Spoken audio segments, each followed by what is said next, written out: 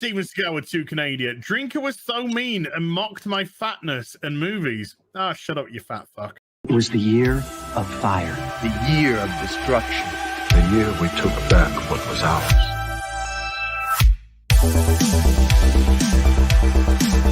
Welcome to Babylon 5. Zappers knew you would come. It was the year of rebirth. The year of great sadness.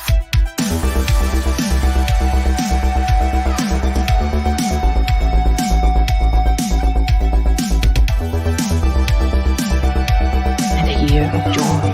It was a new age.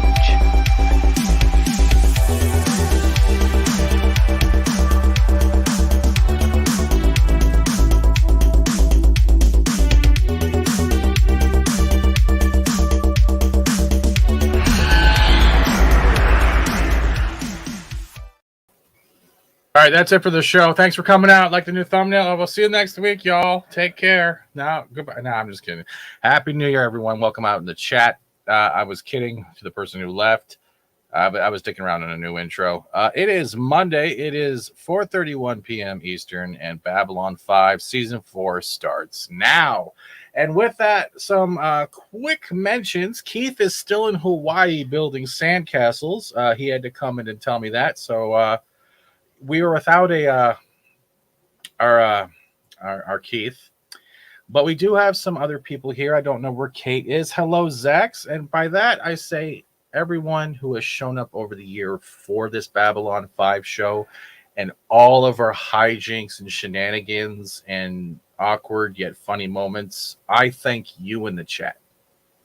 I think I didn't say that enough last time before we took our hiatus, because I try not to burp out loud.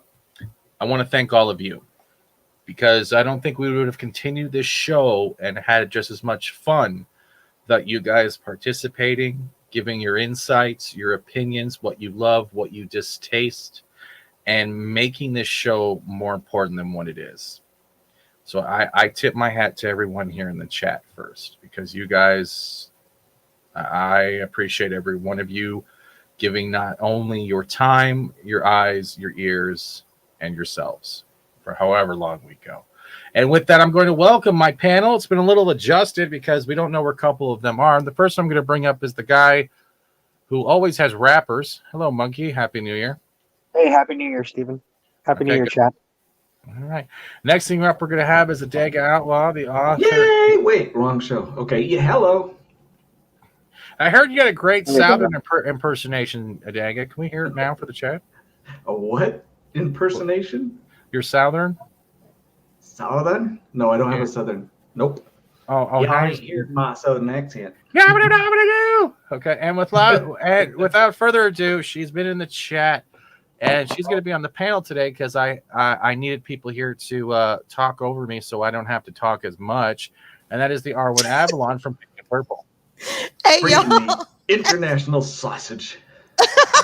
global, Adega, global. And with that, and before everything else, I want to say hail to Keith. I know you're in Hawaii. I hope you're having a great vacation, bastard. Archer Colin, Happy New Year to you as well. Sir Percival, I hope you had a great one. Happy New Year. Arbanet, well, you're on the panel. I don't care. Apollonius Manian.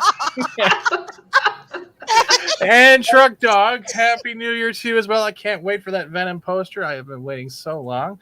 Who else do we got in this chat? Because I saw a lot of green names, a lot of good people. Snorta Poopus Cuber, a mod for T-shirt, a friend of mine, and doing a great job as they try not to go down that Guinness road. I know what you're talking about.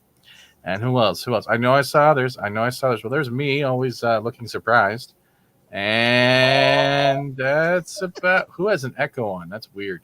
Stream Elements, thank you very much. Zax, not only a member, a friend, and a mod for Pop Culture Minefield. Hope your new year was fantastic. Your Wheel of Time shorts are hilarious. And I will say this on the record, go fuck that show.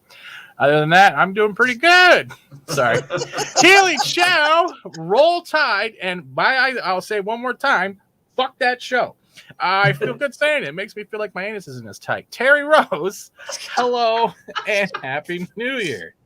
Yeah, I'm on a roll today. And with that, welcome to Season 4 Babylon 5 Mondays, a.k.a. Fat Stevens Babylon 5 Mondays. Copyright TMI, TM, TI, TU, whatever the fuck that word is for trademark. And yeah, hi guys. How are you doing? He worked for 2 weeks to get that opener. And 3 look weeks. how What are you it talking about? Actually, I did that this morning, and I did the intro right before we went live. So that's why I was trying to audio separate the intro so I didn't get the music from the Babylon 5 intro. I know I'm going to get claimed because Warner Brothers is panicking because, you know, they're falling to shit with the Discovery merger. Fuck that show indeed. Thank you, Zach. I'm always appreciative. Yeah. But did you guys have a good holiday? Yeah. It's okay. Some people were more drunk than others from what I saw. Oh, shut the hell up. No one's talking about I'm not saying. I will not regret anything. If you were there, whether on the panel or in the chat for Pub Chat's New Year's Eve, it was so good. I do not regret anything except the hangover. It was like bar hopping, to be honest, today. We went from there 4.5 hours on my channel. We then jumped over to Loki's and then jumped over to Daryl's. And no one threw up. Damn fucking accomplishment. No. Great. But you had your own good holiday and Christmas, right? You got to celebrate it with your kids, and that's pretty much what you wanted, man. You sound happy and chipper. Yeah, pretty much. Constipation's over. Yeah, let's go. No, I'm kidding. Ladies and gentlemen, this constipation commercial is brought to you by Adega Elof. He's not writing, he's on the can. I'm so happy for you, Dick. I'm so happy he's not constipated. Well, that was his problem, and it's solved. I'm happy for him. I like how Monkey Jeebus that family over. I like how Monkey Jeebus is sitting there going, I just want to talk about Babylon 5. When they're talking about poop and bowel movements. What the fuck is going on? International sausage. I can Dude, hear I have genuine friends who talk about way worse. I thought it was a great night. Yeah, it's still up there if you guys want to watch it later. Honestly, it was a blast. Mackney even did a face reveal on that chat. So it was worth it. Yeah, but we're now into season 4. Things are going to start getting crazy. And I kind of feel bad that Keith's in Hawaii, motherfucker. Because he's in Hawaii looking at sandcastles and bikinis. But we have to start this season without him. But I know he'll be back. Yeah, because I have some opinions I wanted him to argue with me about, but we'll see how it goes. Oh, we can always do that next week. We can have like the token argument. He's not here, so I can say that. Token argument. Oh my god. Did you take Walton's enemas? Asked Keely Chow. It was a metaphysical constipation, not an actual one. Oh, I can understand that metaphysical one. Okay, I get you. Now, Brandon, there is no debate. Both of them were great. For Star Trek, DS9 is my utmost favorite. You can throw stones at me if you want. For sci-fi that wasn't Star Trek, B5 is also great because honestly, I love the ships, I love the Shadow War, I love the lore behind how the first ones and everything was going on. There is no actual comparison of battle at this point. I love both shows equally. Sorry, that burp was brought to you by Budweiser. New Year's Eve is still here. But other than that, hail to Brandon. Brandon has started his channel up again. Thank you for not just being a member, but he has started his channel up again. Yay! I was on there, and as soon as he starts talking anime, my mouth wouldn't stop talking. It was bad because I love anime. Other than that, I see Shane Nolan in the chat. Hope you are doing well, and Happy New Year as well. And with that, we are in the first episode of season 4, and that is called Hour of the Wolf. Not to be confused with The Witcher with the Hour of the series. Other than that, sorry, I'm so sorry. I'm so sorry. And we got a new intro. We got new line work, as you heard in the intro today. The year of fire, the year of sadness, the year of joy, the year of destruction. It was a new age. And that pretty much sums it up because, in a way, this season is going to be not only the passing of the torch of the new races from the old races, but it is a passing of a torch of how much characters are going to evolve from what we saw in season 3. And this season is utmostly one of the best. And if anyone wants to argue with that, speak now. I'm with the majority of the fans thinking also that intro was the best of the 5. It was. I agree. And Happy New Year to you too, Parrot Head. I did not go on a diet. Stop lying. Oh, yeah, there was a face for yeah. Babylon 5 also is better than Deep Space Nine for 2 reasons. Okay. Kira Nerys and the Kais. Kira Nerys was hot, man. She was like my secret Couldn't crush on DS9. stand the character. The actress, I have no idea, but the character. I like Kira Nerys. I loved her. She had it was the stick up her ass was pretty much like the whole like Bajoran rebellion kind of thing, and she kept that as her own protective wall of ever getting close with anyone unless it was another Bajoran that she fought with, and that's the one thing that kept deterring Odo over time. And I love that. It didn't take to that. Yeah, well, I know, but you brought it up, but I'm just saying that it wasn't until that one episode where they caused that the time change difference. You know, the ship crashed on one point. And it made them build that community, and that's where Odo grew over age and actually started to define his actual facial features. And he was the one that eventually was able to tell Kira how much he loved her. And we've been waiting for that forever. Like a time travel paradox accident to actually get that started. And yes, we're talking Babylon 5, but he brought up a point about DS9, and I love that show. I swear to God, we should just DS9 eventually. Skip the first 2 seasons, go right into the fucking Dominion. Mountains of Elysium, greetings and happy New Year. How are you doing? Like a boss. Hail Mountain. Who else do we have here? I saw someone else. And Thor did nothing wrong. So let's that's right. Archer says the dad guy. I tend to agree. The fact that Paramount had Jameis's idea for over a year, then rejected it. Yeah, I think. Yeah, I get it.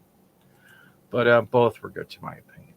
Welcome to Babylon 5, guys. What'd you guys think of Hour of the Wolf? Like we're coming out of like we know what happened last season. Sheridan jumps off an edge. The voice of Kosh.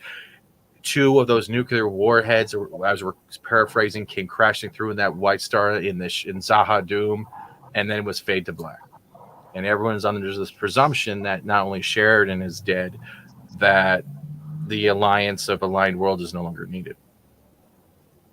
They're all in fear. They all want to go back home and protect their planets. Right. Yeah. Well, there's some of this episode I give a 10, and some of it I give a 5. Mm-hmm. The flaws in it I see from an analytical. I loved the play. I loved the idea. I would say most of it I really liked, but when Sheridan was talking with Lorien, there were some things I thought, well, this guy's supposed to be the first one, and he uses logic like this. It's not real logic. So it bothered me. Where he said, if someone was to be a prisoner of love, would you want to escape? The thing is, that is a bad analogy to begin with. It's like people saying, well, could God build a rock that was so big he couldn't lift it? Meaning someone all-powerful, and yet they're not all-powerful. There's no logic to it. So I hated that part of it. But the whole thing about time and him surrendering, and it gets more into it in the next episode, accepting his possible demise, just being accepting instead of constantly frustrating about the moment. That I thought was brilliant. But the other parts are there was another thing, I'll try and remember it. I'll bring it up when I can. But there was 2 things about that whole situation that kind of bothered me, and the rest of it I thought was brilliant.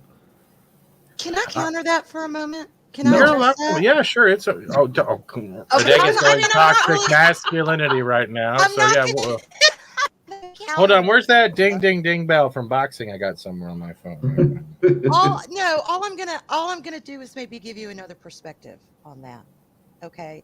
Because yes, he is the first one, and you're looking for like hardcore, logic that absolutely can't be refuted.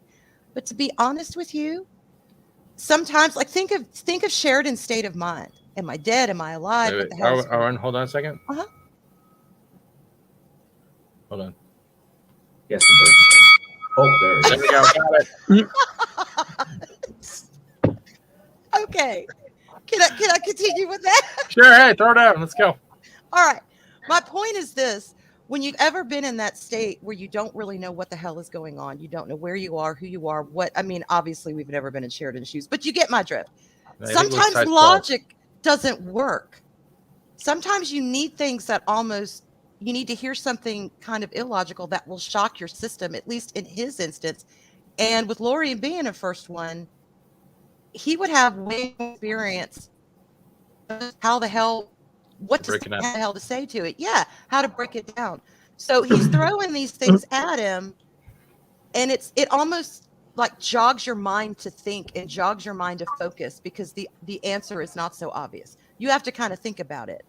And I saw that as a way of bringing Sheridan back into at least his mind and thinking.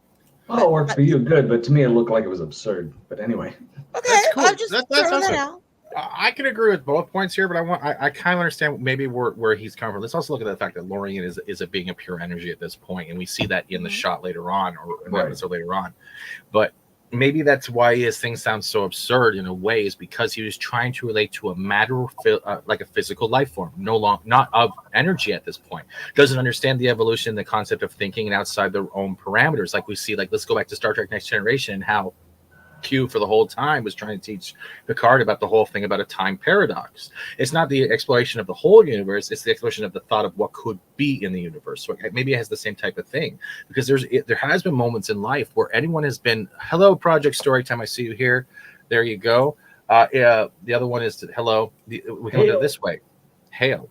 The way we can look at it is this way. Some of us have always been in an unrequited crush love type of thing where we really have an attraction to a certain someone, but we can never get them for one thing, either our own fear, our own insecurity. They're in a relationship, but the other side of that coin is we build up what could be of that relationship if we approach them and everything worked out great, and then we get trapped in that delusion of love.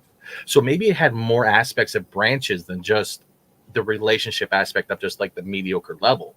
Like everyone's been there where like they think it's going to be a great relationship, but it turns out to be shit. We're all absorbed with the fact of finding that one true love, that one true soulmate, and living life to the point where nothing can ever go wrong, and that in itself is a trap. Am I wrong on this? Well, that's possible, but I figured it could have used a better analogy. And probably there was the 90s. They did cocaine. They did cocaine. The other thing was when he started saying the universe was created by a word, and what came first, the word or a thought? And you can't have thoughts without words. That's not necessarily true. Mm-hmm. Because there are a lot of beings that work using images as language, or it's completely possible. Instead of, you talk to people with various different disabilities, and they use different things besides language for communication. So that one, it was another one where I guess it's just I'm overthinking it maybe, but it didn't seem right, because thought can be generated without having to have a word behind it. You can have an image or an impression or an emotion. Anyway. Okay. That was my beef. Okay. And I left the room quiet. It makes sense. No, sorry, I muted. There was a quick thing I had to get rid of. No, but you make sense. Like in a perfect example, if we're constantly doing this Star Trek analogy shit, let's look at the Star Trek Generation with Darmok and Jalad at Tanagra. Perfect example, right? You're saying that it's not just the communication and thought is one thing, imagery as well as metaphor. Yeah, metaphor. Mm-hmm. Yeah. That was his dad. Yeah, it's pretty much I think the opinions are great, because also you come from an aspect of a writer as well as a man who's probably had a lot more run-ins through life and a lot more experiences depending on how your choices were. So that's never a wrong answer. It's not like you're saying like, well, Lorian was just a toxic, bald-headed motherfucker, and all he was doing was trying to preach to the guy in the pit that was dying.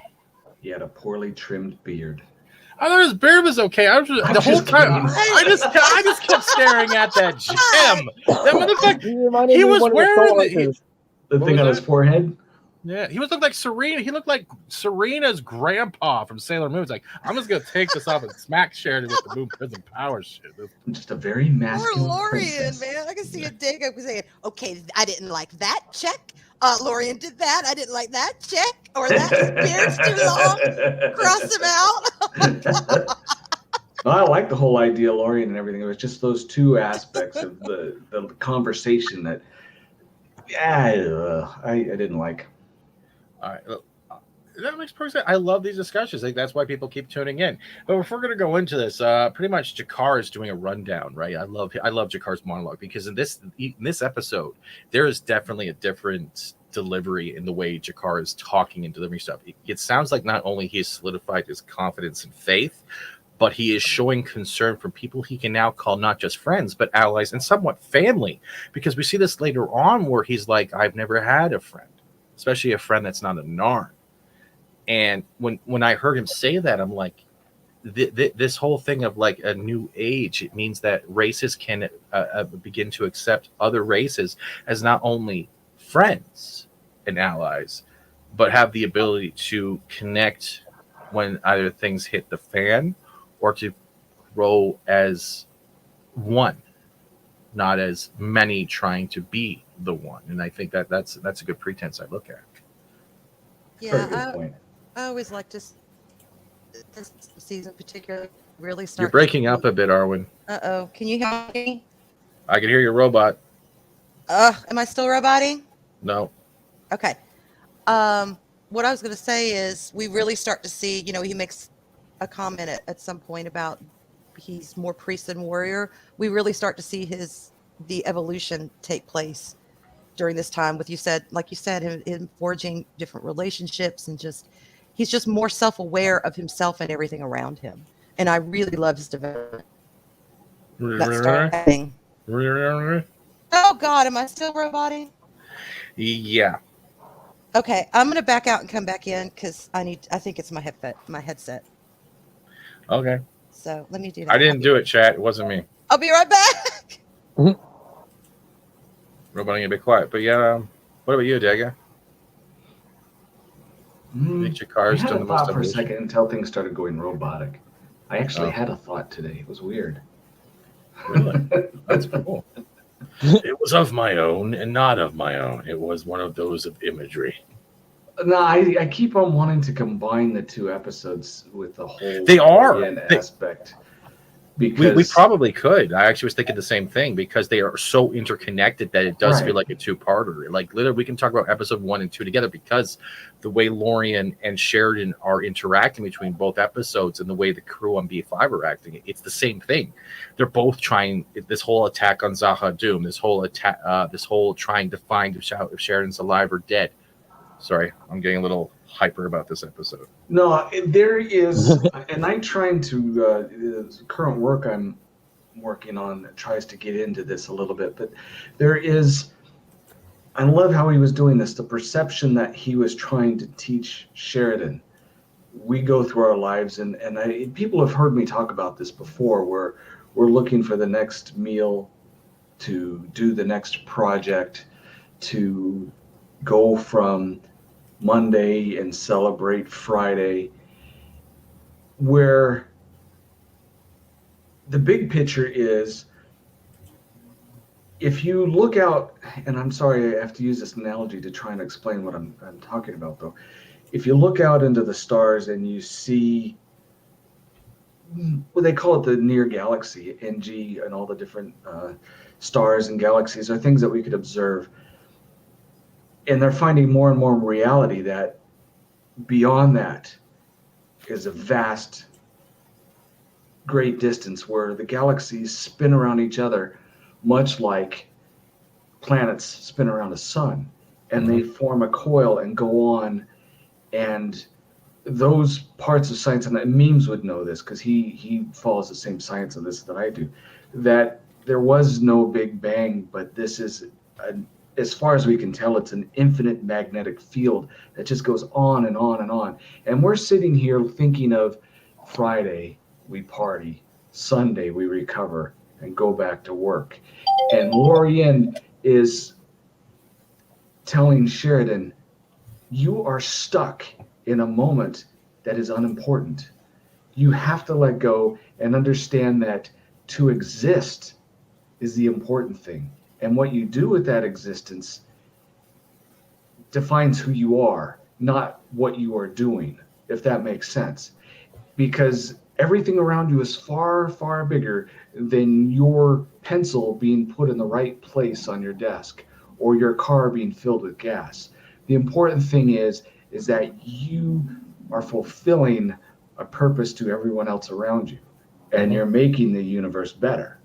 And it was hard for him to let go of that, thinking, you know, I have got this war to battle. I have got these people that I'm obligated to, instead of being, I am here to help, if that makes sense. It does make sense. Yeah. He's trying to open his eyes with trying to accept the fact that, because Sheridan's still running around in circles, and that had a metaphor within itself, because he technically is dead. He has no pulse. He has not eaten in days. And yes, Tim talks. I do see the baby lawn show rules. Yes, very good play on words, sir. I'm glad. I hope your Head and Shoulders commercial paid out. Archer Collins, sorry. Love you, Tim. Archer Collins says, Fat Steven Seagal. I know they probably couldn't have done it, but does the panel think it would have been storytelling if we didn't know Sheridan had survived for an episode or two? I don't think they could have gone for 2 episodes without having the interaction with Lorien. This is how they introduced Lorien, right? I don't think it would have happened any other way, because we'll see later on in the season why Lorien needed to be introduced in these 2 episodes. The fact that an energy being, a first one, is even talking or giving the time of day to a physical younger races is literally a story within itself. And you read more books and comics than I have. I dig it. The first ones don't give a shit, and we saw that with Ivanova. They don't care, right? And that's because they forgot. And Lorien did mention that, but I don't know if you were watching it, Colin, or the rest of you, as it was playing out episodes back in the day. But you had to wait a week for the next episode, and if you were to wait longer to see Lorien or Sheridan, having all this anticipation, and then there was this big hole that happened when Sheridan was gone. The whole framework of the way Babylon 5 works, it'd be like pulling Londo and throwing him to, you know, to his death or something on that order. Well, it's like taking Luke Skywalker out of the original trilogy. Right. And to have that gap there, and then to wait 4 weeks for it to start to be fulfilled, that would have been a bit much, and it would not only hurt the show, it would have, because it would sting the audience. They want answers. Yeah, and if we also look at from one second. If we also look at the fact that each year is a full season on Babylon 5, right? It's an actual physical year in our time. So you have to think of it from the human aspects, especially on Babylon 5, the crew, everyone else that Sheridan has affected. The whole reason why there is this Aligned Worlds alliance is because of Sheridan as well, and Delenn and the White Stars eventually coming into play. So the more Sheridan is gone, the more the mourning and doubt comes on, and it's harder to keep people in, not just in line, but believing in the cause when the person that's brought them all together is gone. Like when I say taking away Luke Skywalker, if you take away Luke Skywalker, who is the new hope if no one's there to? It's the same thing. Right. I think Straczynski was basing it off real time rather than the episode framework. Right. Yeah, there's that too. True. And the point was made that he did make it, that he did survive it. So let's get on with the story and let's show that. Mm-hmm. You know what I'm saying? If it had been too drawn out, it would have been like, well, chances are he made it because he's kind of the star. I mean, at least at the time, that's how a lot of the shows went. So chances are he made it. So where the hell has he been? Let's get on with it. We know he made it. Come on, let's do it. And I know at the ending you don't, but since it was already, JMS had already decided that way, I like the way he handled it. Let's just get straight on in it, because it's a roller coaster of a season. The one thing that did kind of bother me though with these 2 episodes, especially with the beginning of the way the unaligned worlds, or I forget the word, the aligned worlds, the alliance is going right now. They're all wanting to cower back and defend their own planets, and yet none of them seem to. It's like the He-Man principle with Kevin Smith, where that kind of bothered me with character delivery. Is that none of them seem to understand that they don't have any, they don't want to put themselves forward in having a little bit of faith in a man that literally has gone out of his way to go against the shadows that has been this big fear in the lore across the universe for so long, and they just seem to cower right away. It's like, yes, I understand there always needs to be one center point in a weave to start a tapestry, but just because that the center point's gone, the ropes are still somewhat attached. They don't unwaver right away until someone starts pulling at them, and there's no one pulling right now. The shadows are quiet. We hear this monologue, and yet we're seeing this rise in fear and doubt all of a sudden. I'm like, that bothers me, because I don't think every race would be like that, and I think that's kind of threw me off. But people tend to follow trends. That's another thing. Why do you wear Levi's? Well, everyone does. Why? Why are you going this way? You see a crowd marching off and they're shouting and yelling, and it's nothing bad, but you see them and they're all excited about something. You want to jump in line and follow out and see what the heck are they looking at. And one of Parrothead, I these want to punch races say, hey, you know what? I want to go. And then the other ones say, well, maybe that's a good idea. And they follow. It's more like lemmings than anything else. And that could be consistent with any species, hypothetical or not, because it works well with humans. But like Delenn's there backing him up, going, "Look, I wanted to do this, I want to do that," and like none of them are even showing the utmost respect. And that was maybe it was just me and my personal views, but it was bothering me to a certain aspect. And maybe Delenn should have not have been like, "Oh, we need to attack Zaha Doom." I'm like, no, you need to be looking for Sheridan. I think it would have gone better if they got the aligned worlds to actually set up a search party, but no one wants to go to Zaha Doom because no one ever returns. So that mythos of fear and lore and desolation is always a pretense. I like the delivery, but there's something there is just like, are you saying the human race and the Minbari have balls at this point? I'm assuming they have balls. I don't know for sure, but do you know what I mean? Yeah, I was surprised. I mean, I could see some of them doing that, especially with the lore surrounding Zaha Doom. I could see them being like, "Yeah, on your own, this is way too big for us."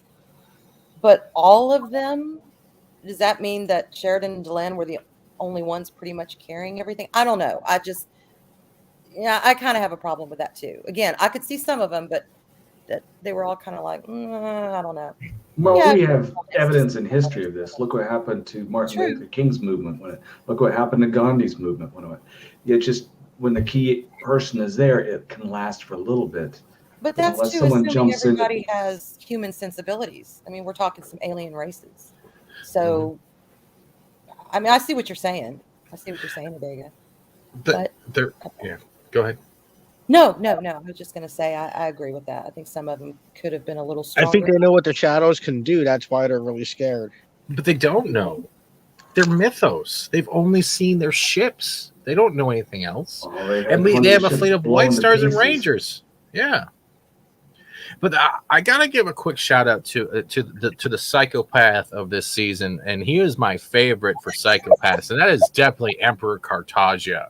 Yes. No lie, man, this mofo even freaks me out. Okay, he is nuts.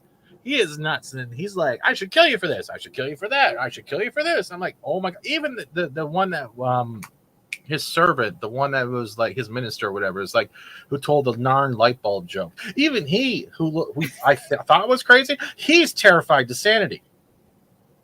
There's a room, Londo, somewhere on Centauri where he talks to the disheveled heads. Really? Holy shit. I ain't going there ever. I agree. He is just... meanwhile, though, we do have one actor. Yeah. Meanwhile, we have Mercado, right? And he's visiting Ivanova. Ivanova is having late nights, right? She's not staying up. She's constantly worried. It's not just the pressure of running the station like she's done before. It's the pressure of the fact that she might have lost not only a friend, a commanding officer, but someone that she has cared about with her secrets and trust. And it's not until Veer approaches her and starts telling her about the fact that there's sources being leaked out that there was a White Star crash, there was a nuclear explosion, and the fact that Sheridan was last seen falling into a 2-mile deep chasm has thrown the shadows into chaos. So even with that being said, I'm surprised they didn't reassemble the council and give this knowledge to give some type of benefited hope. And I wonder why they didn't do that, or they're just trying to placate off the fact that everyone doesn't know what to do and they're in this limbo of lost. I talk too much. Holy shit. Oh, that's a good question. Anyone? You guys are all part of the panel. I was off thinking just more on Cartagia and it. Go ahead. Well, no, I thought whoever they got to do it was just really brilliant. I love his whole psychosis. We're going to learn a lot more about him later on, but there was just some. It's not really important to the conversation. I kind of got sidetracked in it, but that's all right. My mind goes in circles sometimes, chasing my own tail. is there anything you guys want to talk about when it comes to the Hour of the Wolf? We're might as well combine both episodes at this point because they both interlink. But is there anything you guys specifically want to talk about? And girls, Daffy Duck. All right. Well, The Daffy deer Duck was white. hijacked Garibaldi and they went go karting. Fuck. Is that one of his household gods? Here's Mr. Garibaldi. The Egyptian yes. god of frustration, which I thought was pretty cool. Oh yeah, it's a character in itself on his wall. Mountains of Elysium uses that image as his avatar when he does live streams with Louise Cox, Babylon nice to 5 stuff. He No, knows his memes stuff. hasn't shown yet. It hasn't been an hour yet, and he's probably working out. But yeah, that's a terrifying view, and you can end that now before I start having nightmares, please. Now that's dude. Yeah, look at it. He's like going, I enjoy your Order suffering. crest. Oh, the places I've been. Right. Oh, did you guys also notice that Marcus got a haircut? Yes. He has the culture haircut that culture has right now, like the bob cut. Did anyone else notice that? It was like the Yeah. He-Man cut from the 80s cartoon. Oh, Yeah, another thing got too. style. Stephen Firth, got to applaud him because he went from being severely overweight to maybe slightly underweight into this episode. Like Yeah, he crash looks really course skinny. weight loss. Yeah. I don't know if he was sick or what the deal was, but he was thinned down and looked good. I think he was actually. I think that was the time when he was having. I think it was kidney problems. He talked about it at a panel one time. I don't remember. It's been so long, but yeah, I think he was sick, and that's how he lost the weight. I could be wrong. Faith Avon lives, and we have gingers everywhere. They're not dead yet. Don't worry. It's good to know. But honestly, I love the season also, and I'll go back to this. I love the way Jakar is doing monologue for things, and his voice has a way of like disarming but inspiring at the same time. And I have yet to see an actor that ever does that for me, whether it be film, show. Somebody else is roboting. Am I roboting? You Yeah. faded out. Well, Fucking YouTube and StreamYards, get your shit together. All right, am I better now? All Yes. yes. right, because I'm hearing like back echo from someone's shit, and I don't know whose it is. Is that me? It might be you. Are you listening through a speaker? I'm on my computer mic because I was afraid my headbones. Oh my god! Ladies and gentlemen, would you like to buy some headbones? She is a member. Wow, she just attacked the Oh, no. Membari. That's racist right there. She just I'm attacked looking at Membars. the aliens, and I'm seeing facial bones, and it just came out. Facials and bones, ladies and gentlemen. This is where Babylon 5 is falling Anyway. apart. I was afraid my headphones were the problem because they'd been chewed on. So I'm going through my computer. So it might be me. Hey, LT. But I'm okay. I'm back. But what was it? I love Jakar. I love Jakar as a narrator. It's great. I love when you can get a right narrator. It doesn't matter if it's for any type of show. If the narrator can do it, you're hooked, even if you don't know what's going on. Oh, I agree. Anytime he narrates, I'm like enthralled. Totally agree. Headphone bone. Sorry, y'all. God. But yeah. So we're at that point. We've heard about everything, and the one thing right before this narration ends, and it actually is a segue into episode 2, which was brilliant. Is like, where is Mr. Garibaldi?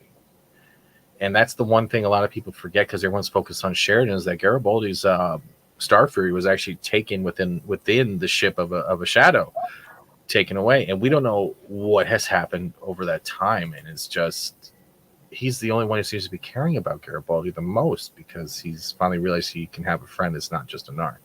Yeah. Well, he's also one that has some of the lesser obligations. He's got not a lot to do, to be honest, because of the fall of his country and everything. So everyone else is tied up doing things. Like you got Talia here, where Borlon has her on such a short leash. Everyone else is running around doing things. But again, Jakar did show a lot of personal growth where he would run off in searching for somebody who really needed help. Marcus, please grow your hair back. I hope that happens. Goddamn.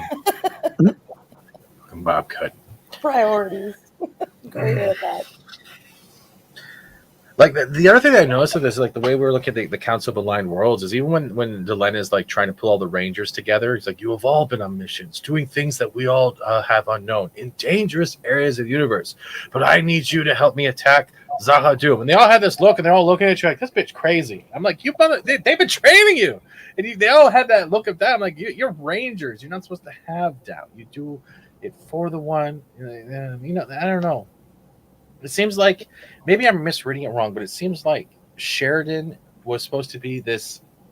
Don't take my words incorrectly here, as kind of like a holy type. Like Sheridan is the one that did all this stuff, and yet without Sheridan, they can't do anything. And I didn't like that delivery. Yeah, because I've seen him as he was sort of like the spearhead, and Delenn was the glue that kind of held this. And she's still there. Delenn is still there. And she brought so much to this. It wasn't like Sheridan built everything and she was just on the side. She brought so much to it and to him.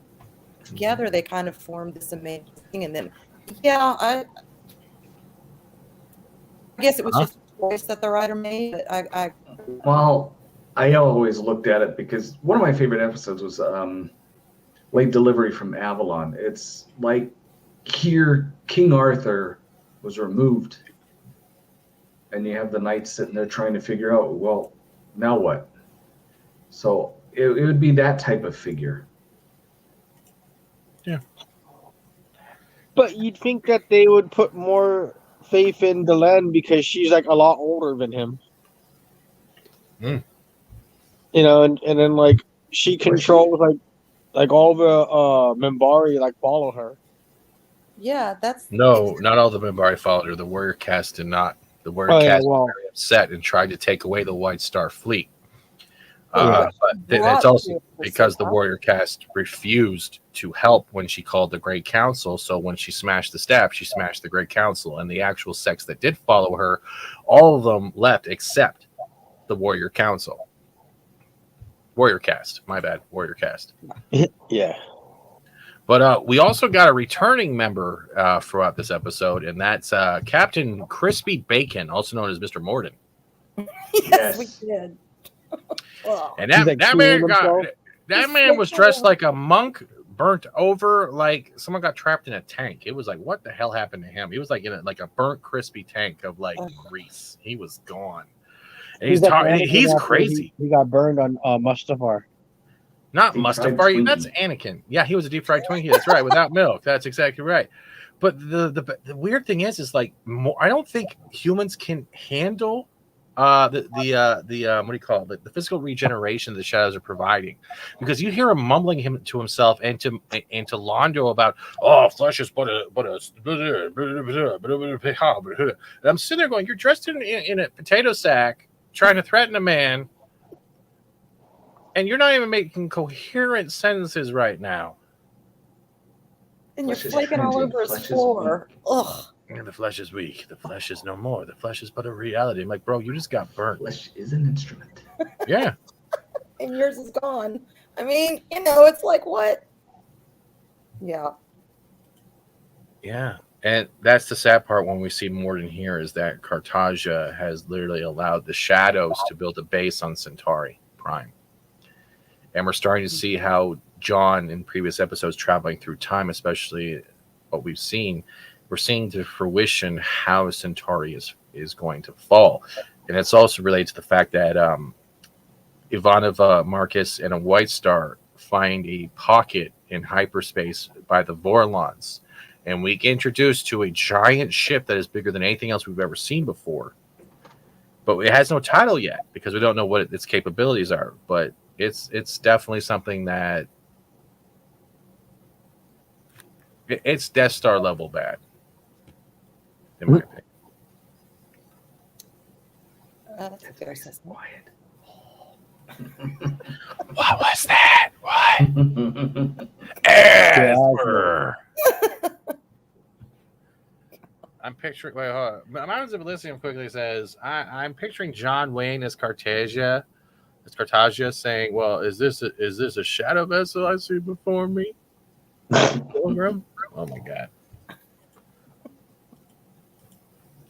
Cartagia is just a spoiled child. He's crazy. He's not just spoiled. Man. And wasn't he the previous nephew? Was he his nephew? No, he's not of the same house, but he was one of the previous emperor's nephews, I think. Oh, okay. Okay. Like he had family ties into royalty for a while.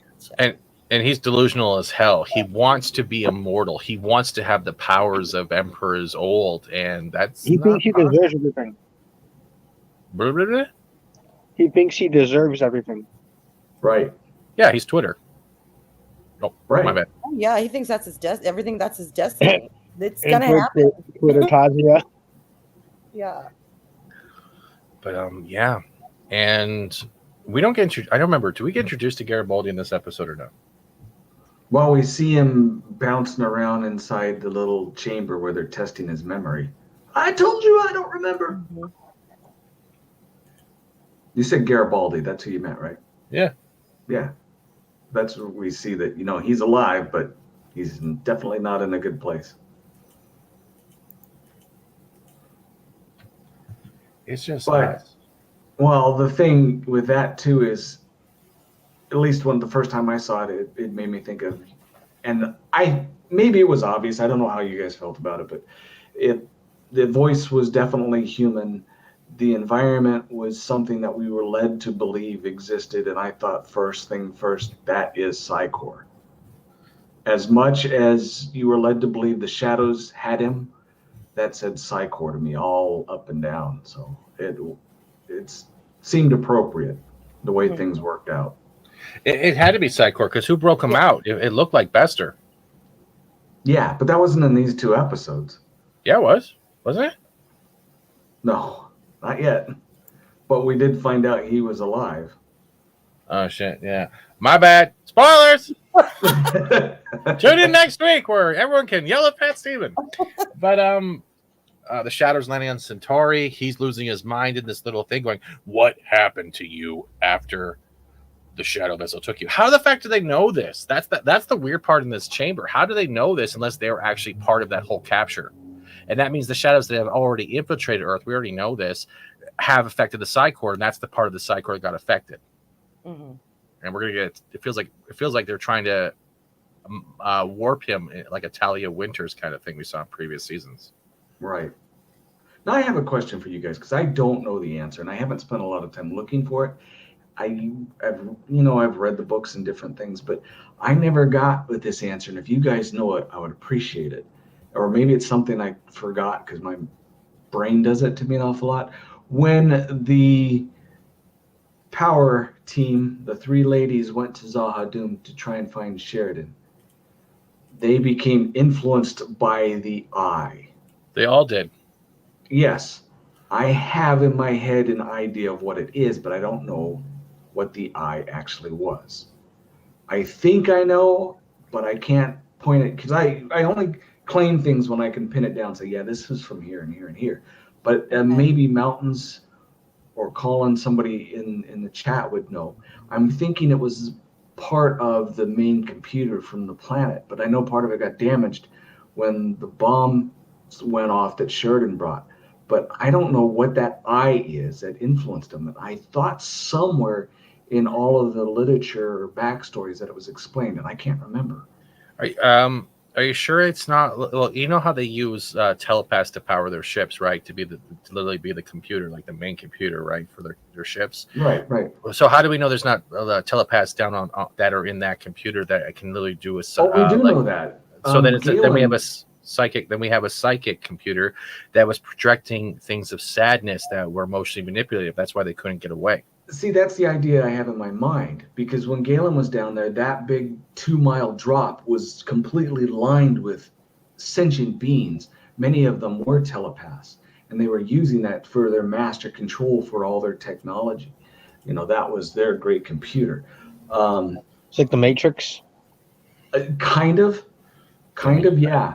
But I don't know for sure. In my mind is exactly what you're saying, Stephen, that's what it was, but I don't know. It's the same thing that when Ivanova used Draal's computer down on the planet underneath Babylon 5. Right. So it could be it could literally just be a psychic protective net. And what it does is it influences your mind with emotional things to the point where you get dragged in. Because you remember the line, right? We need to go down to the planet. And if it wasn't for Lanier having the computer program that if I don't touch this panel every 2 minutes, it's going to jump gate out of here. Yeah. So it could be the way that, like, let's say the One Ring works. As soon as you put it on, you get developed with that power, right? The way Bilbo got changed. You saw him give it to me in a space change for that one scene. It could be the same type of thing. Says, like, I see you. Yeah.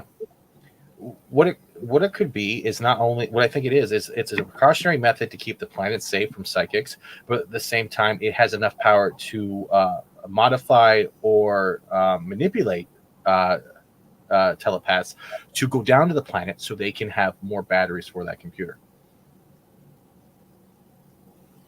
I think it's not like a catch and release, like it's a catch and install program, almost like a connector. Yeah, I'll see. Starlight Pit. We have Colin and Mountains both saying that they thought it was like a hive mind or a Gestalt personality that was influencing. Like the board? And then Thoughts thought it was ancient technology, but it's probably a combination. So, I guess maybe it isn't written somewhere. I would like to throw down right now with Cartagia. This man is talking literally to a fucking stack of heads. God, his friends. The Shadow Cabinet. Thought says it could be a psionic technological link back to the shadows. It can be used to control shadow minions and is a security backdoor. True, but the way it keeps wanting them to come down to the planet also means I think it's a way of capturing telepaths. Because what happened? Let's look back in the day with the Narn telepaths and their history. They got wiped, and that was because of the shadows. And telepaths have the ability to not only cloud and hide certain people, it gives them a little upper hand with disrupting their ships, especially the central nervous aspect of them, because it's still a living being. Now they got to have some kind of telepathic something or another, because spoiler for way down the line. Oh shit, Gary! There he is. It is something that does come into play later. Mm-hmm. But like I said, I just don't know, and I was hoping someone would help me out. Now, the question I have for you, since you've read a lot more books and stuff, is have any of the techno mages been captured by the shadows? And if so, has the Hive had any way of adapting their technology to use it to their advantage to actually capture psychics? The techno mages, they are shadow tech. Okay, so they had there was 3 of them that at one point the techno mages broke off from the shadows loosely. They still had in the upper echelons of the techno mages a group where they would go and visit the shadows. They would get new tech and make new techno mages. At the time of this war, that had ended, except for 3 of the younger ones who were new initiates who hadn't made their place of power, so they were able to travel and do whatever they had without any injury. And they realigned themselves wholly with the shadows, completely delving in with them. Galen was after them. Him, his girlfriend, who didn't survive the experience, a couple others, but Galen is just nuts bad. But when it came to anything that dealt with using them for the Psi Corps or as anyone with techno abilities, it never came up. They were just diametrically opposite tools. Psis were for the Vorlons, techs were for the shadows. Now, quickly, I have to ask a question before I introduce him. You ever dance with the devil in the pale moonlight? What?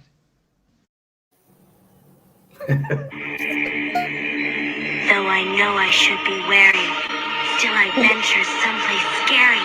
Ghostly haunting, I turn loose. Beetlejuice! Beetlejuice! Beetlejuice! I apologize. Drugs. You're breaking up, dude. Frozen. Oh. You just Can you hear froze me on now? drugs. Whoa. No, that was the poll. That was the poll for today. I was like, will memes show up on time before next year? And there was yes, no, and drugs. And drugs won. The funny thing was that was my Yes, it initial did. response. Then I actually saw the poll and I couldn't do it because it implicated me, and I feel like you shouldn't vote for yourself. Are you saying you're a drugs and you want people to smoke you memes? I mean, I'm not saying that was totally a reason. Legally within the Commonwealth of Massachusetts, I needed to go get stuff and things, and then my laundry wasn't done. Then I needed to eat a slice of chicken pizza. I mean, I was out, and to be fair, it does actually help me to sleep, and for some reason, you probably shouldn't inhale a bunch of butane from resin. I just don't think that's useful. I also want to be included in things. We're not cops here. It's okay. Oh, I think it allows me to talk about technomages in a coherent manner. Wait, what are we I'm talking going to about? send you nitrous for your birthday. I'm not a dentist. Just Novocaine, so he has a hard time trying to click the mouse button. Happy gas. I don't have a mouse. I have a trackpad. Okay, your trackpad then. But yeah, that does look like a Shadow's head. Same eyes, same everything. Yep. So memes, we're actually combining both episodes because they're so interlinked. But so we're talking about the Hour of the Wolf and Where is Mr. Garibaldi? And Happy New Year. Happy New Year, everybody. Temporally, we are in a new calendar era here. Has anything really changed? Perhaps not. Perhaps it is within the eye of the observer, or the eyes of that particular show-like creature. I totally forget which episodes these are, except for the sheer fact that Jakar seems to be the only person that truly cares about where is Mr. Garibaldi? Well, of course he does. It's his friends. They cuddled in the Dude, it's like his only friend. He was like the only person that really went there. He's like talking to him and stuff. Jakar actually like he's here's the book of Jaquan. This will explain these things. It's like I don't speak Nard. Nobody is perfect. And then at one point, Garibaldi comes back. He's like thumping on the book. He's like, no, this book has. He's like, please do not thump the book of Jaquan. It is disrespectful. Well, there always is that special bond between men when they have those close moments when they're stuck together in prison for a few hours. Yeah, hours. It's called MDG and a GameCube. That bonding that takes place. I mean, I never really got into the GameCube, although I had Sega CD. The Jurassic Park game was fun. Sega! Don't worry about my monkey grandma down there. Wait, what? No, dude, I appreciate that more than most people probably realize, because I love Sonic. Dude, I was willing to die for an imaginary cartoon hedgehog when I was 10 years old. I had the comic books. I would sacrifice my life for this hedgehog, all the while knowing that he wasn't necessarily real. And now I get into like the multiverse, this, that, and the everything, and I'm like, to be fair, Stranger Things are probably true. That's why hedgehogs are blue. They also had dragons, so they're inclusive. So, memes. Yeah. How you doing? I'm doing all right. Now I'm here with yous all. If you haven't checked out Memes' latest workout video, that motherfucker got abs. Yep. What a great cheese off him. Oh, I also won Nakedest Guy at work. They gave me a little trophy for it. Congratulations. Yeah. Well, because I actually showed up like New Year's Eve for work and stuff like that. So they had a little thing of trophies like, yeah, we're giving you this for the Nakedest Guy at work. So I did a little video of that. I probably should upload it as a short on YouTube. It'll probably get a whole lot of views. I might actually get paid for it, but it seems a little too conceited. Parrot has bonding like Fat Steven and an all-you-eat-can buffet. No. It's kind of like fondue. It's just he's the cheese that helps keep us together. Shane Nolan says congratulations because I guess he doesn't want to picture you naked. Oh, you're welcome. You can go to my like porno. a Sasquatch.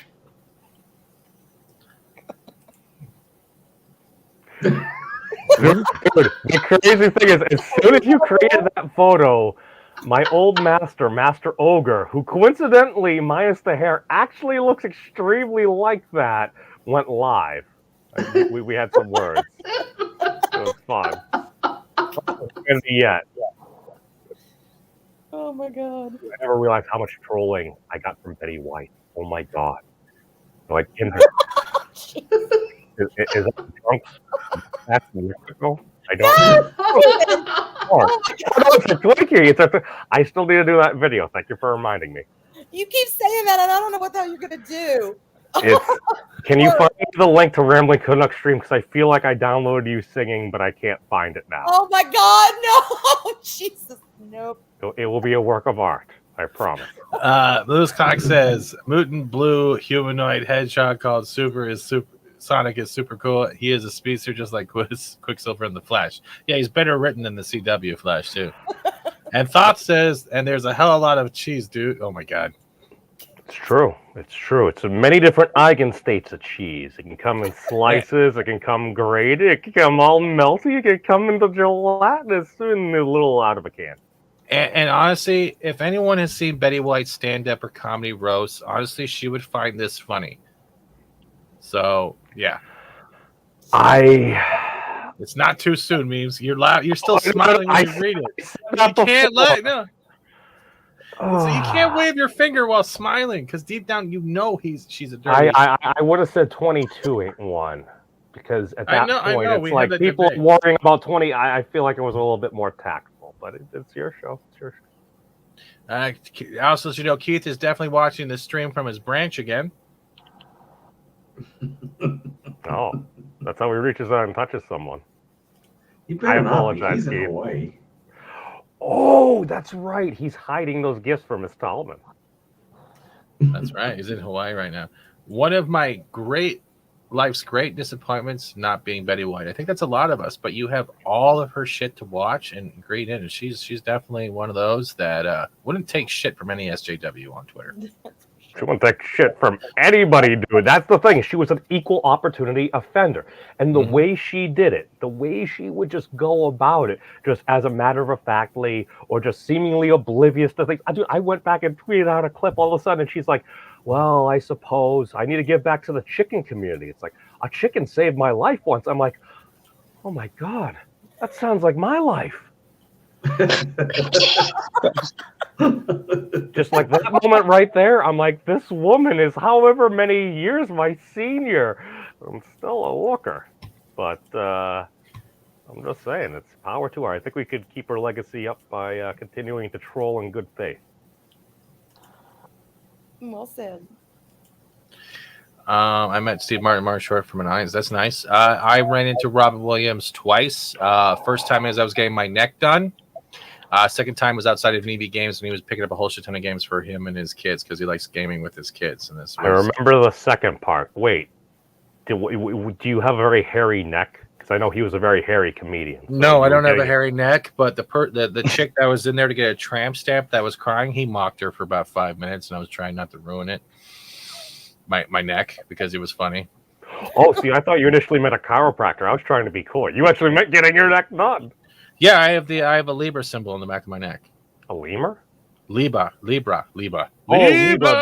Yeah, natural Libra. Libra. The lion. Libra. No, that was Leo. Libra is the only inanimate object on the zodiac circle, and it is of the scales of balance. Oh, Libra.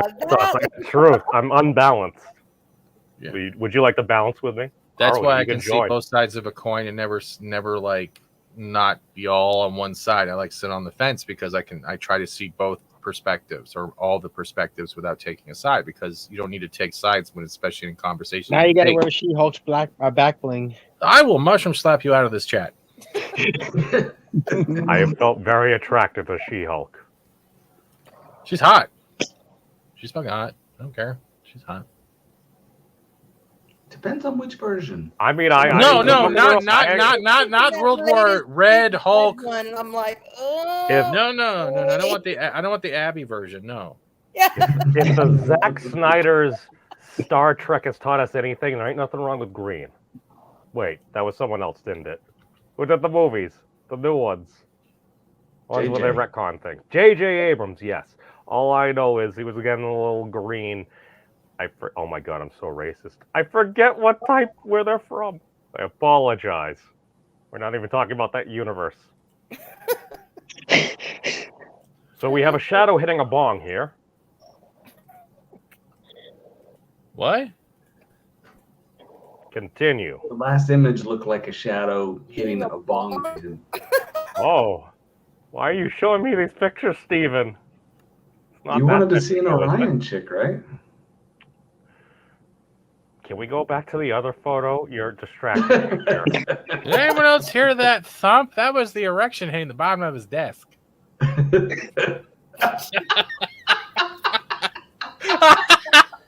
my god.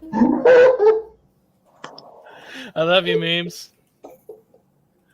Memes isn't here right now. Please leave a message after the beep. Yeah, if anyone, Lewis, if you're quoting that video I did, where I was like doing all the hot she hugs, like, oh, no. Yeah, I'll link it later.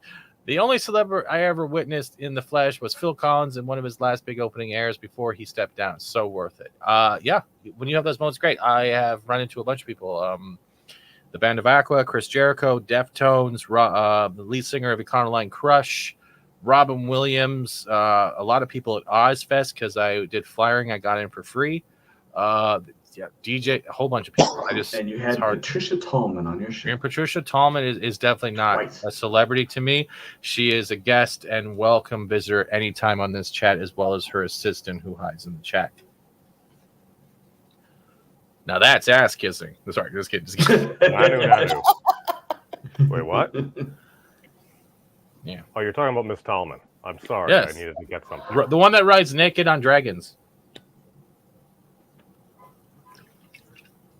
Was it the dragons part or the naked part? Why did you have to remind me of that? I spent like 5 minutes trying to get her off. I'm like, Miss Tallman, please don't do this. You're going to be in my dreams forever.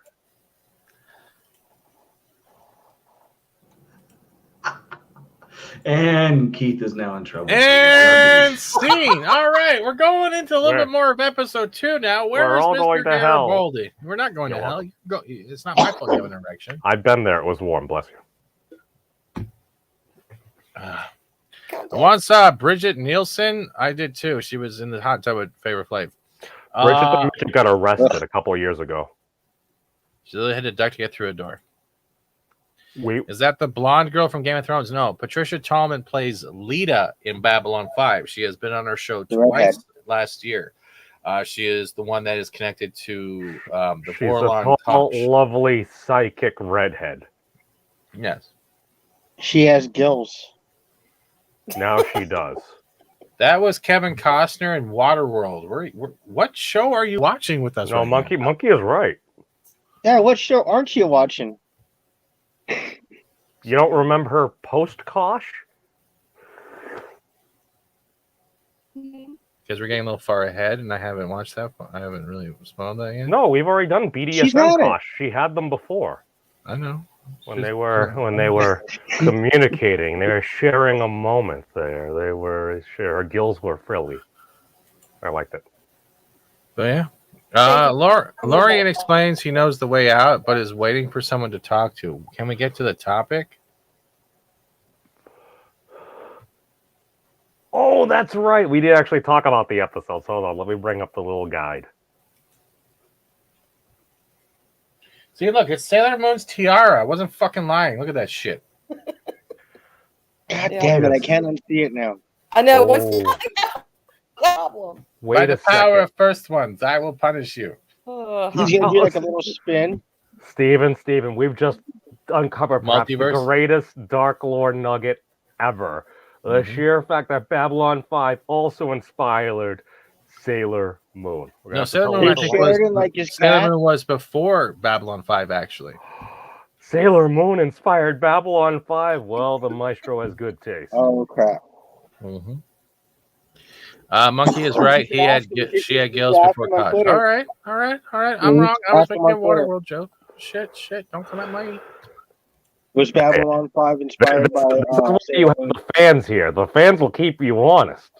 No, none of this I am speculating. Somebody either here or in the chat or Mr. Tickle Trunk will call you out. Yeah. Babylon Moon. And you had a picture up earlier with her with the gills, but that's okay. We won't mention that. This is the show called Babel Moon. I'm totally all right with it. I'm not going to lie. I think that root beer kush was totally 19.95% as advertised. I'm just saying smoking is bad. Unless you're on camera. That's why I'm off camera. No, we can hear you inhale. You lit it on camera. We've listened to Monkey eat an entire bag of chips. Leave me alone. Oh my god. Chips are good. Chip eaters. Just mute your mic. Oh my god, I did an entire video that you didn't watch about it. Hey, I don't mean to chew loudly, okay? I'm going as slow as possible. It comes out louder. It's HD. You don't have the... See, your cheeks kind of like fall inside. I've bitten my cheeks before. It is a problem. I'm sorry. Yeah. Although Doritos 3D poppers are fucking awesome. Not going to deny that. Yeah, you know exactly what I'm talking those. about. Long story form was partially inspired by Doctor Who back when it was good, of course. Well, we don't talk about Jodie Failcraft. Talk says Super Sentai, aka Power Rangers, for those that don't know, inspired Sailor Moon, which inspired Babylon 5. Oh my god. Okay, you have to give memes a multiverse orgasm. They want to calm down on that. Dude, no. See, Super Sentai totally inspired Voltron, which then totally inspired the Power Rangers, which then totally inspired that Sailor Moon and Babylon 5. Wasn't it Japanese Spider-Man was the first? You might actually be correct. I do remember hearing something about that monkey, and it did go back for a while. A lot of people don't realize that Spider-Man actually piloted a giant mech. You do realize that in the 90s cartoon, though, while Peter, near the end of the series, was jumping through the multiverses with Madam Web, actually ran into the multi-billionaire Spider-Man who had a spider mech. The Madam Web saga got a little dry for me at the time. I also may have been watching some other... I think I had gotten into the DBZ at that point. But all I remember is when they'd have the Scorpion and the Tarantula and the Black Widow, and they'd all, for some reason, stand on top of each other, because obviously that makes you more intimidating as arachnids. You need to watch Space Dandy for me, meme, so we can talk about it. Okay. What's that? Same director as Cowboy Bebop, but crazier. I haven't actually watched that. I've heard good things. Picture a bounty hunter with a pompadour who goes to a restaurant named Boobies. I like the dog. What? What dog? The pompadour. The pompadour is his hair. I thought that was a hat. No, you're thinking poodle? No, it's a tiara from Sailor Moon. Okay, hey Adega, how you doing? While you're cracking up laughing in the background. I'm cracking up laughing in the bathroom. Actually, I was thinking about, I was actually, Terry Rose's question about how they got out. It's actually kind of a profound question. Where are they? You hit it, and then we jumped on to distractions about Sailor Moon. So, essentially, from what I recall, is Sinclair is in a superposition of being dead, and he comes into that Sheridan. one. Sheridan. The other one with the... I apologize. It's a human being that was the captain of Babylon. Hold on. Sinclair wasn't in Tron. Bruce Boxleitner, a.k.a. Sheridan, was in Tron as Tron. We took a break. Leave me alone. It's been a while. Okay, so Sheridan is in a position... Okay, Sinclair was in a superposition of being a human, Mumbari, yada, yada, yada. Okay, so... Sinclair is what the George Jefferson dinosaur called the dinosaur dad in Dinosaurs. He's like, Sinclair. Dude, I love that show. I'm so confused. I'm the baby, gotta love me. How many shows have we covered today so far? Not the mama. So, Sheridan is in a superposition of being dead or alive, and he arrives to the quest giver that happens to be just kind of chilling out in the Shadow homeworld. He seems lonely. Mm-hmm. So they have words. Very deep words. Very passionate words.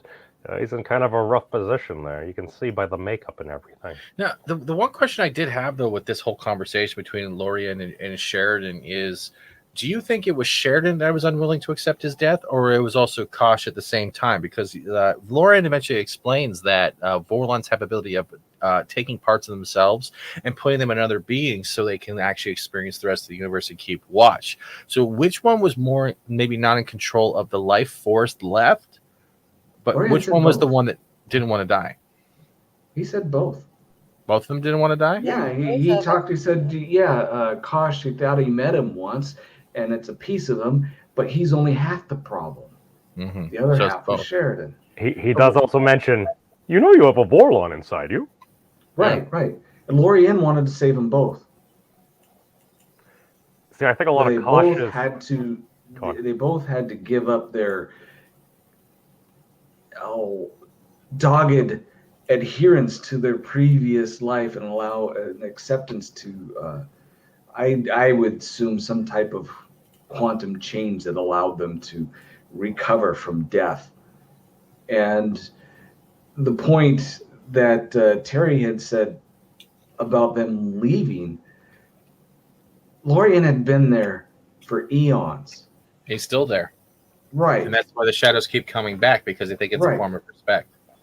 But why leave now, I think, is the point. Because he always had the ship there. He always knows how to get out. Just why is Sheridan the key? I think because it's reached a point where the younger races are no longer are at the point of evolution for themselves to stand on their own 2 feet. Yeah, something beyond himself. Or they never got the answer. Or is it that he finally, with Sheridan and the Vorlon, seeing these two races actually seeing each other as equals, as opposed to an older race looking after the younger ones as pawns. Now here we have the key to what is required, where everyone says, hey, you can go your own way without being shepherded or being controlled by other species. And he sees that and says, well, we can use that. We can end all this. Do you think it's like the point where most of us reach where we're no longer where our parents no longer just see us as kids, but as someone to actually be a friend with at the same time? And that's I had 3 boys, and I never look at them as friends. But okay, okay. I'll put it this way: me and my dad, I know I'm still his son, but we're able to joke around and have like adult. Maybe not that way. Maybe they're seeing as adults, not as friends. Maybe I used the wrong terminology there. There is that transition, because now, even with my children being my age, there are things I can talk with them about, and there are things that they can start relating to me with now that they are of a certain age and have had a certain experience, and our relationship is certainly changing. Dad, I got this strange itch. No, I'm sorry. Huh? Go ahead. Yeah, bad joke. Those are usually other discussions from other topics and stuff. So, see, I think Lorian is just like, oh, maybe this dude actually gets it. That and I feel like Kosh kind of used Sinclair and Sheridan for a quick save point, because he's like, uh-oh, I'm in trouble now, so I should probably save somewhere else. Maybe Kosh also at the same time left part of himself in there to see how far Sheridan He's would gonna go. play it off at a time. Huh? He's creating a save file. Yeah, that's the thing. It's like, all right, well, I'm going to be screwed, so let me give this dude a vision, because that's what we Vorlons do. And again, if it happens to be positive and everything, and the sheer fact that there was a Vorlon in them, probably also maybe kind of helped them from, like, I don't know, a gigaton blast? No, it was 200 megatons each. Okay, so 400 megaton blast? 600 megaton. 600, okay, 300 apiece. Okay, I apologize. 600 megaton each. Yeah, and I No, think it was only like 250. Kosh, with the simple fact is Sheridan had a bond. Sheridan and Kosh were more alike, being Vorlon and human, but they were more alike in their personality, and they had a bond. He had touched Sheridan, time and time again. God, Kosh lied. Kosh lied. He said he would not be there at Zaradun when the time came. He totally lied about that. No, he wanted to make sure that Sheridan would make the choice, even if Kosh wasn't there. He would do it himself. Yep. He was still kind of no, it wasn't a lie. It was a test to see whether or not he could let the younger do what they will and not have their hand held. Yep, Shane, you're right. 500 each. I told you. Okay, 500 each. Okay, I was off by 100. He was off by 250. Gigaton. It's a lot. It's not as much as an Ultraman, but it's a lot. I thought that Kosh keeping Sheridan alive allowed him to talk with Lorien. Lorien saw the next evolution was possible, and Sheridan's sacrifice meant he was open to dialogue. I think it could be, but I also think it would also fall on the fact that Sheridan was also, I think, one of the first people that who is one of these people that is like a center point. That it came to that question was like, what are you willing to live for? And it wasn't for himself; it was for Delenn and the love of another, and especially the way the Minbari and the humans have been at odds. It was sacrifice. He was willing to sacrifice everything because he went there assuming he was going to die, and he did so willingly. A lot of folks aren't necessarily willing to do that. I will catch you, Delenn said, if we see in that memory, right? And I think that's where Lorien, I think, was also testing. I think this kind of falls into the fifth element pretense that love is an evolution point, especially not only between people but between races. And I think that's where this has a brilliance in it. Also, there's another thing that Terry is pointed, and I don't know if this is what was intended or not, but it says Lorien can breathe on the embers. And you think of embers, anytime you built a fire, in order to get the fire started again, you have to put on a new log or new sticks where the old one is gone. And in order for him to let go, he can rekindle almost like a new body, a new life. Because Sheridan does say that he died. When he, in the long run, he said, yep, I was dead. I'm better now. We'll get to that. But there's something to key in on, at least in my mind, that where it comes to the quantum energy of grasping onto something old, holding on to that, like I mentioned at the very beginning of the show, holding on to all the little minutia of life instead of just being and accepting, what we could be and how we could affect others instead of what our little minutia lives are constantly grasping at. Well, that's the thing. It's like you got somebody that's literally, they're dead. He's able to breathe on the embers to rekindle the flame there. But I mean, how long will that flame last and everything? Because it's already essentially. You'll find that later on. You'll find that later on because Lorien can only do so much. He is of 1,000,000 years old. He is pure energy, but I don't see how can he be 1,000,000 years old? And then you get that screen where it shows him literally talking to this giant blue and white ball.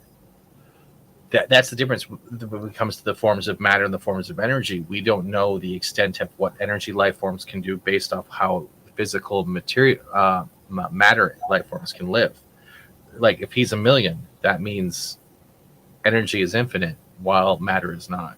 Maybe we can look at it that way. I could be wrong in the mathematical equation. Well, energy and matter are equivalent. It's based upon. You see, that's where I wish you were on time, Memes, because at the beginning I was talking about the plasma universe and how the galaxies spin on these supercoils of all this magnetic energy in the universe, and you missed it. I could have had the backup. Anyway, I apologize. Your magnetic theory now. We're gonna have to have other discussions and check out how I stumble upon the best theory of everything yet. It's a very beautiful thing. Well, it rolls downstairs alone in pairs all over your neighbor's dog. What's great for a stack, it fits in your back. It's log, log, log. Logs are important in mathematics. And in the bathroom. And in your pants. Okay. Fiber is important. I'm not a dietitian. Everyone needs blood, even Walton. No, Shane, he literally says he's 1,000,000 years old in the episode. He literally does. Maybe he was just being beneficial in the statement, but he did say that.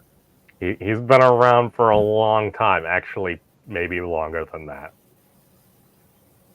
If Lorien was literally he is of the first ones. I believe the first ones were literally had no lifespan. He says he is the first one. Okay, maybe I'm mistaken that. And he didn't say he was a million. He said he was when the Earth formed. He was old, which is well beyond a million years. Well, that's about 4.5 billion. I was there when the molecules combined on your planet and became continents. Earth, sea, and fish, and man. I thought it was Earth, sea, wind, and fire. You and heart. You were only off by like 3-4 orders of magnitude, Stephen. It's okay. We forgive you. I was wrong about the bomb. Yeah, he's just old. We know. Okay, he's old. He's very, very old. He's older than most of our dirt. He's older than Betty White. It's true. That is too soon. Oh, jeez. Jeez. And for building fires and cabins. I'm just kidding, Monkey. It's all good. Cox says it's interesting Lorien came before the Shadows in the Borderlands. I kind of believe Lorien was their father or maybe their god. Who knows? I'm guessing that is true because he actually says that statement. The Shadows have forgotten, but they keep coming back here because they think it's a sign of respect. He's been under there for God knows how long.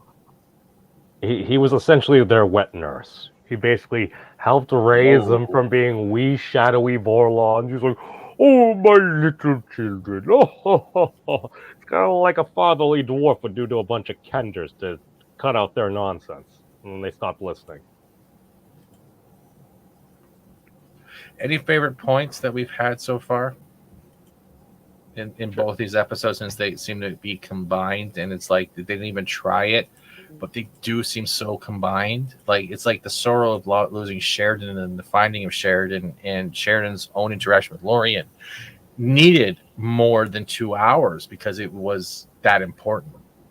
Like trying to change the philosophy of whether or not if you let go, can you accept what happens afterwards? And if you can accept what happens afterwards, what is worthwhile to come back for? I think it did need more because at season 4, they were convinced that season 4 was it. And he was trying to condense the whole 2 more seasons down into 1 season. And like I said, this interaction between Lorien and Sheridan is both, and I hate to say it, but it's both some of my most favorite stuff in the whole series, as well as it really bothers me in spots. So it's kind of a dichotomy for me. It does seem like you got to the point where it's like, okay, we might have to do the entire story, so it was a bit rushed. I felt like, as well, like from what I remember when I watched this, is there could have been a bit more dialogue and stuff like that here, because it's like, all right, the entire galaxy is pausing here, it's holding its breath. What's going to happen? Okay, we're gonna have some words with this random dude with long fingers, almost as long as Keith's, and we're gonna try to figure out what's happening. Good evening, Dee Myers. Hope you're doing well. I have a question. Did you guys know how many episodes he was going to get for this season, or were things kind of up in the air with when they started it? They knew it would be a full season, but they were convinced it was the last. Okay, then that kind of, to me, explains why some of this may seem a little rushed. Like I said, he knew he was going to survive. He wanted to lay it out. I mean, that's my assumption. I don't know. Yeah, well, they had to robot him. Again? Yeah, okay, then it's got to be StreamYards. It's got to be StreamYards. I think they're doing updates or some shit in the back. Yeah. So that's because he had a lot to tell. You know, he had a lot that he wanted to present. Well, the whole part of the season where it dealt with Earth trouble was supposed to be season 5.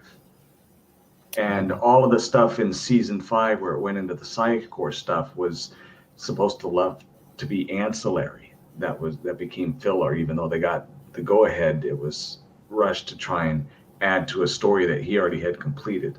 Mm-hmm. Well, Thoth quickly says, I actually prefer less dialogue. The acting and the emotions on their faces spoke volumes. I agree with that. It did.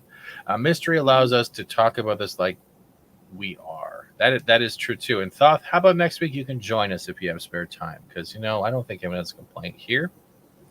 And, yeah, whatever. I could use an Egyptian god on my panel for one day. One of these days you need to get Mountains on, too. Mountains, Mountains has all he or she has to do is message me, whether on Twitter or in the community or whatever, and yeah, we can set something up. Like I said, We've had Arwen on a couple times. We've had Patricia Tallman on. We've had even Arwen, your son, came on and had a blast. Yeah, So, he like, did. yeah, like I said, as long as you respect the panel, respect the chat, respect my house, which is my channel, you are welcome to come on if you ask. That's the way it is. Don't feel like you don't ever have the opportunity. As much as everything else, I like hearing difference of opinion. We like having those discussions and opportunities to debate, because that's why a lot of us get along for. It's been over a year. I know, and we still come around to your show. Must be like gravitational pull of my fucking gut, right? Before someone else says that fat joke, right? Yeah, all right. We It's haven't been free for a whole Crisco. 2.5 weeks. Then maybe next week, Thoth, we can get you on, all right? Like Tickle Trunk has joined us before too. I know he's busy with work. Script Doctor's busy with work, but he's popped on once in a while. Like, yeah, there's no problem. Your roof, your rule. Exactly, Shane. I don't know acronyms that well. Hey, So. Song of Ice and Fire. Yeah. Okay, maybe that's not what it was, but that's where my I mind thought went. it was a song of I. That was So, it was a Song of Ice and Fire. I questioned myself. See, I questioned myself with the nuclear weapons as well. I shouldn't have. But yeah, I honestly think the best part of both these episodes, like even though it's called "Where's Garibaldi" and "The Hour of the Wolf," is literally the conversation between Sheridan and Lorien. Everything else is just layered backstory. I do remember wanting more. The Kind of like more Londo and Mumbo the Cartagia stuff with the it's like I brought you a gift. That's also a good one too. But that's the point where we're starting. I can't go too much into that because I have my own personal attachment to it. But I believe that at least with whereas Mr. Garibaldi, and we get to those scenes with the gift, that is the starting of Londo's and Jakar's utmost friendship, almost brotherly friendship to a degree. And I don't want to spoil it too much, but this is the evolution of not only Londo's retribution, if we can look at it, like, say, from No Way Home's Garfield, it's the same with Jakar actually being that foundation for Londo to become a better Centauri. And also, in my mind, too, it shows to me what kind of a monster Jakar really is when it comes to physical and mental strength. Because he's in chains. He's obviously been beat up. They bring him in front of the royal court. He knows his life's on the line. And the first thing he asks is, where's Mr. Garibaldi? Yeah. Does anyone know where Mr. Garibaldi is? That was a code, though, I think, too. He was trying to get Londo being like, we don't know where Mr. Garibaldi is. Can you... Right. Yeah. I think it was also heartfelt, too. Just because that's what he was on his mission for, is to find Mr. Garibaldi. And he went on a mission, even though it wasn't recommended, and it almost cost him everything. I don't think Londo even wants to be on the home planet, and that's the thing that bothers him the most. As much as he found out that the whole placement on Babylon 5 was a joke because no one else wanted it, he likes it. And now that he's under constant scrutiny and watch and always checking for bugs, it is disrupting his way of dealing through the capital. As well as Londo and bugs. Yeah. Yeah, he's not free there. Mm-mm. He's under constant supervision and, like you said, scrutiny. He is not free there. Plus, the new emperor's just a fruitcake with his heads and everything else. So yeah, he's Londo's in a tight spot. Yeah, I agree. Anyone else have something to add? First, I got to add first thing first. Like, honestly, Hour of the Wolf, like I think Diga said first, he had some parts in that episode he gives 9s, 8s, and sometimes he gives 10s. I will follow suit with that because it had a lot. And try to remember how it was for people who are seeing this for the first time when it was on syndicated television, and they had to wait that long time to get to season 1 again after seeing what happened in season 3's Ender. That must have been brutal for a lot of people. I remember that. I do remember that, and it was because you didn't know what the heck was gonna happen, Right. or what you were gonna come in on. Right. Archer College says, I think that seeing what happens to Jakar is effectively the final part of Londo's redemption. I agree with that. And Elysium says, Londo did say they brought him Centauri brought him as approach him, but to watch him closer. Pretty much. Too much freedom. Under the guise of like how to deal with outside races. Yeah, okay. Anyone else with this awkward silence, or just memes frozen? I'm just saying. Basically, it's Londo essentially goes to Jakar. It's like, you might have the ability to have redemption for your people, but you will have to suffer, to endure for a long time. I do not wish that upon you, but this is what you must do. And he kind of almost throws him like just a fraction, a sliver of a carrot, if you would, there. Or basically like raising not to just succumb there to his torture. And then even at the end here, it's like y'all were saying, it's like, Lorraine is telling them, it's like, yeah, neither you nor Gosh, you really want to bite the bullet. But then again, you also don't really have anything that you're attempting to live for. You're just simply fleeing death. And basically, as it says here, it's like, oh, Sheridan's, his scene starts to darken, and he thinks about the one thing that's worth living for. That's the line. Yeah, he had to cease to just exist. He had to choose to live. And there's a big difference. Exactly. Remember, I told you it was going to hurt. Well, I guess sometimes you have to die. Does anyone else think when he actually jumped off the edge before the White Star exploded that you should have Meatloaf playing in the background going, I will do anything for a while. I won't do that. Oh, he did that. He did. He went there. He went there. He totally went there. See, I would have gone like, Cowabunga! Yeah. So you want to dress it up like Michelangelo from the Ninja Turtles? Yes. All right, I thought so. It matches the hair. I do want to comment on Londo when he's talking to Jakar. Is we've seen a lot of Londo's growth, but it's really, for me, it was that moment when he told Jakar, you know, I don't want, basically, I don't want this to happen to you, but it's going to happen to you. I believed for the first time that Londo genuinely did not want Jakar to have any pain, that he didn't want it. He just wanted to be done with this for him. Yeah. And before, I mean, we saw them early on. I mean, they were at each other's throats. They hated each other. Mm-hmm. You know, the great Centauri and then the Narn.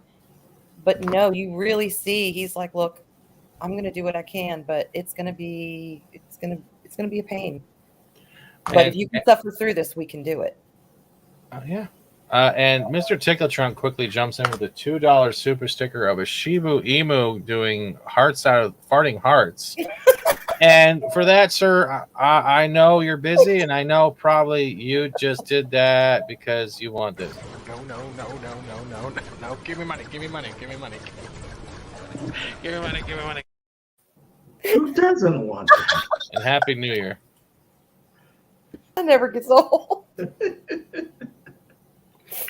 That no, it is correct, even though it's cultural appropriation. But I also think that it kind of shows how much of the Centauri is basically just Shakespearean theatrics, and that maybe a little bit of veer has rubbed off on our favorite Centauri. And Tickle Trunk quickly says, I wish I could hang with you guys today. I'll be back in 2 weeks. All right, man. We'll be waiting. So I guess we'll try to have Thoth on next Monday. And Elysium will have to reach out when they're available. But yeah, we can do that. But we can actually start wrapping up if you want. We've almost gone the 2-hour mark. Let's rate both episodes, and I'll give both, as if I was going to look at both, out of 10 for both. So let's say 20. It'd be a 16 probably for me. They're both interlinked in so many ways that I didn't really feel bored with them. Mm-mm. What about you, Adega? Possibly a 16 or a 15, because they're, like I said, this Lorien thing, parts of it were just, I thought were ill done, and then other parts were just brilliant. Mm-hmm. Expanding what it means to be alive, and the whole hero, the arc of the hero changing, where his eyes are now open to more reasons to do what he does instead of duty.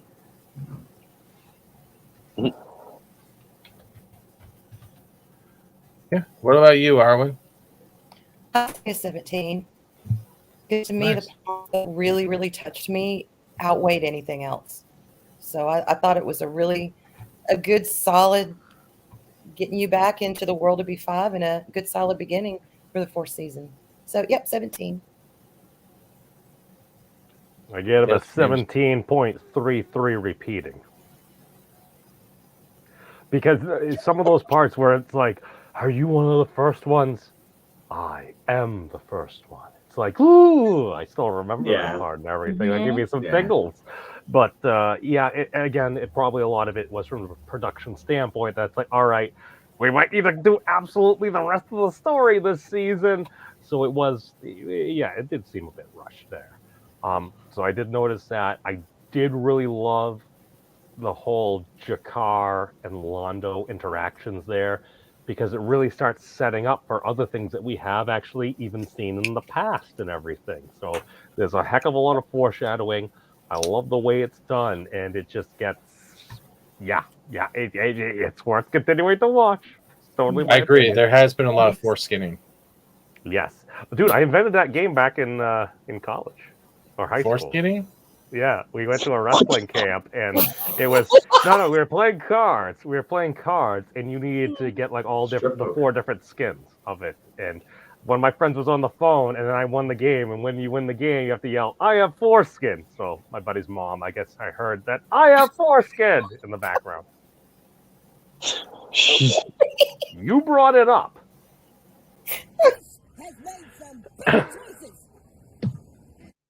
You invited me. Has made some bad choices.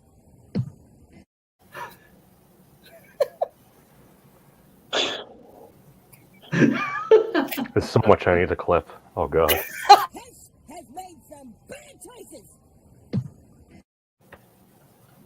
Oh my god. And what about you, Monkey? I give it a 17. Are you saying that because it's easy?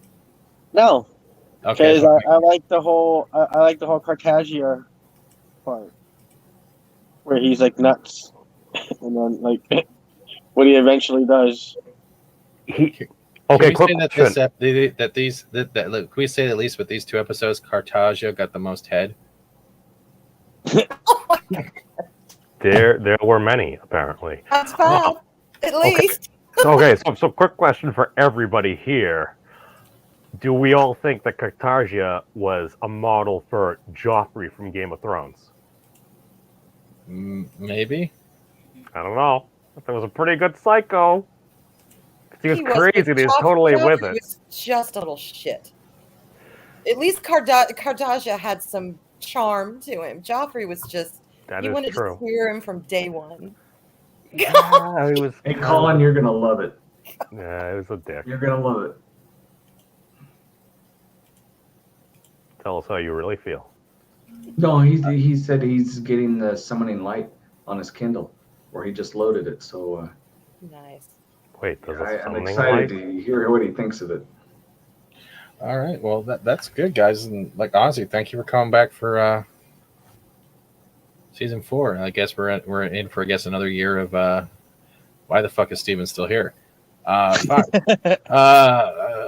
other than that, to the chat, we will be doing 3 and 4 next week, and it is most definitely going to be the summoning and falling toward apotheosis.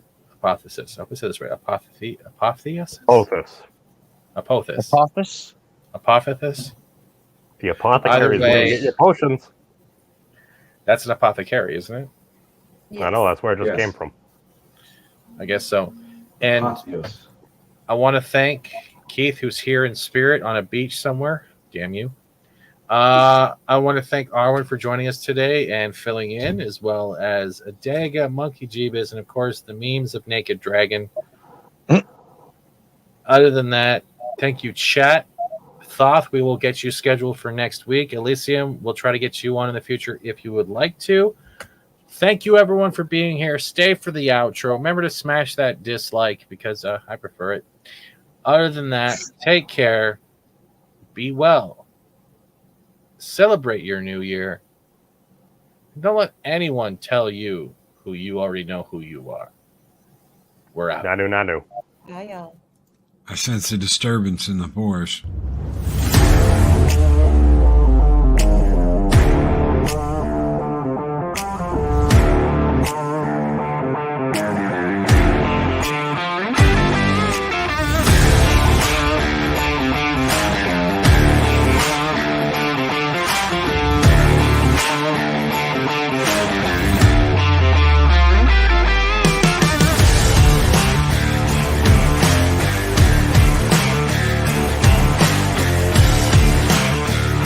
Put some pictures on the right.